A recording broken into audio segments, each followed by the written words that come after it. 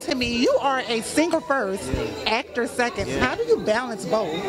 You know, I have an amazing team, and also like I just believe in myself, man. And I sacrifice a lot of the fun stuff to just really work. 'Cause I know where I'm gonna be, and I know what I'm trying to accomplish.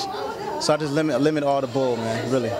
So you're all about hard work. You're Nigerian, right? Nigerian, so you're all yeah. about hard work. What are some things you can teach the kids and tell the kids about hard work and discipline? I think it's just you got to choose what's important to you and go for it. Got to dedicate basically your life to it. Surround yourself with good people.